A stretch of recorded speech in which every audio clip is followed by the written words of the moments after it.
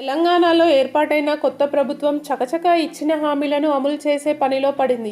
ఇప్పటికే మహిళలకు ఆర్టీసీ ఉచిత ప్రయాణం కల్పించింది.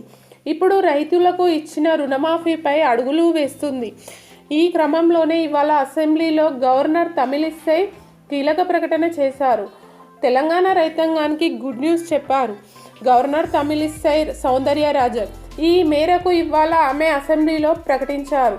ప్రతి పంటకు మద్దతు ధర ఇస్తామన్నారు. 2 లక్షల రుణమాఫీ త్వరలోనే కార్యాచరణ ఉంటుందన్నారు. వ్యవసాయానికి 24 గంటల విద్యుత్ ఇచ్చేందుకు మా ప్రభుత్వం కట్టుబడి ఉందన్నారు.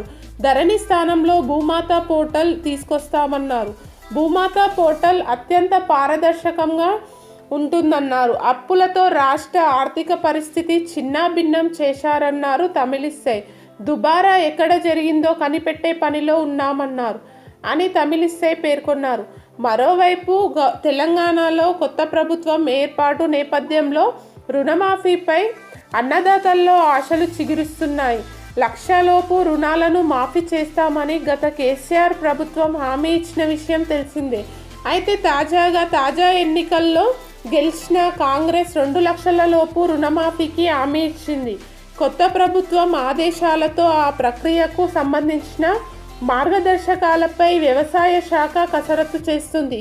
2 లక్షల రుణమాఫీ హామీ ఇచ్చిన కాంగ్రెస్ సర్కార్ కొలువుదీరింది. సంబంధిత ప్రక్రియపై మార్గదర్శకాలు రూపొందించాలని ఇటీవల వ్యవసాయ శాఖ